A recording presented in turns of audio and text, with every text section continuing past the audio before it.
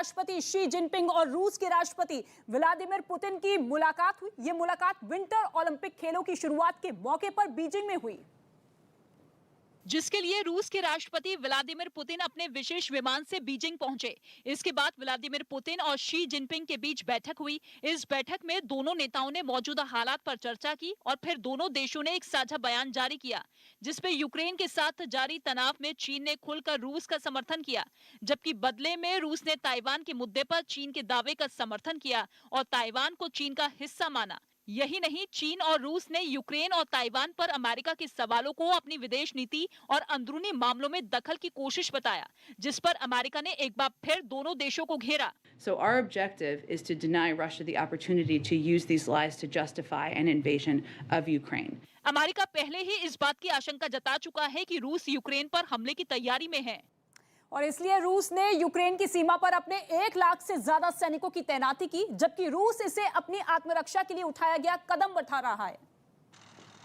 जिसके तहत रूस की सेना लगातार अपनी तैयारियों को परखने में जुटी है, जिसकी कुछ ताजा तस्वीरें फिर सामने आई, जिनमें रूस की सेना जल, थल और हवा में अपनी ताकत का प्रदर्शन करती नजर आई। हाड़ कपा देने वाली ठंड में रूस के टैंक और लड़ाकू विमानों ने अपना दम दिखाया, जबकि समुद्र में रूसी युद्धपोत ने दुश्मन के हमले को नाकाम करने की तैयारी को परखा। रूसी सेना के अधिकारियों ने नौसेना के इस अभ्यास की निगरानी भी की, ताकि युद्ध के हालात में तालमेल में कोई कमी न रह पाए। तो दूसरी तरफ यूक्रेन भी अपनी तैयारियों में कोई कसर नहीं छोड़ रहा और उसके सैनिक भी लगातार अभ्यास में जुटे हैं, जिसकी कुछ तस्वीरें यूक्रेन के प्रिपियाट से सामने आई। वहां यूक्रेन के सैनिक ताबड़तोड़ गोलियां बरसाते दिखे, जबकि कुछ लोगों को बचाकर सुरक्षित जगहों पर ले जाने का अभ्यास करते नजर आए।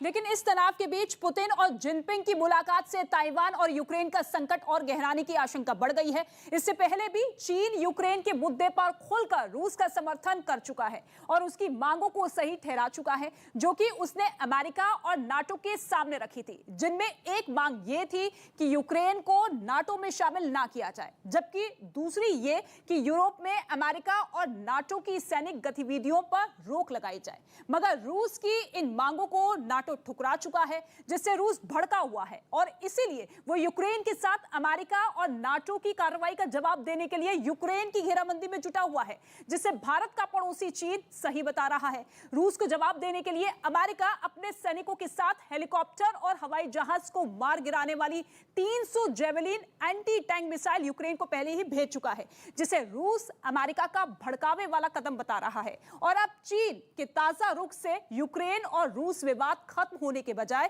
युद्ध की तरफ एक कदम और आगे बढ़ चुका है, क्योंकि अगर रूस ने यूक्रेन पर हमला किया या फिर यूक्रेन को लेकर रूस और अमेरिका भिड़े, तो चीन रूस को जिताने में अपनी पूरी ताकत लगा देगा। कूटनीति के लिहाज से दोनों देशों का दुश्मन एक ही है और वो है अमेरिका। असल में ताइवान के मुद्दे पर भी अमेरिका चीन की राह का रोड़ा बना हुआ है और ताइवान का खुलकर समर्थन करता है, जबकि चीन अपने बगल में एक टापू पर बसे ताइवान को अपना हिस्सा मानता है और उस पर लंबे वक्त से कब्जे की फिराक में है, जिस वजह से आए दिन चीन ताइवान को धमकी देता है और उसके लड़ाकू विमान कई बार ताइवान की सीमा में घुसपैठ भी कर चुके हैं, जिसका जवाब देने के लिए ताइवान सरकार ने चीन के फाइटर प्लेन को ट्रैक करने के लिए कई मिसाइलें तैनात कर रखी है। लेकिन चीन फिर भी अपनी हरकतों से बाज नहीं आ रहा और वो अमेरिका को भी ताइवान के मुद्दे पर पीछे रहने के लिए चेतावनी दे चुका है, जबकि अमेरिका पर चीन के इन तेवरों का कोई असर नहीं हुआ और वो साफ कर चुका है कि अगर चीन ने ताइवान पर हमला किया तो अमेरिका उसके साथ खड़ा होगा। मगर ताइवान पर चीन का साथ देकर रूस ने एक तरफ दोस्ती निभाई तो दूसरी तरफ उसने अपने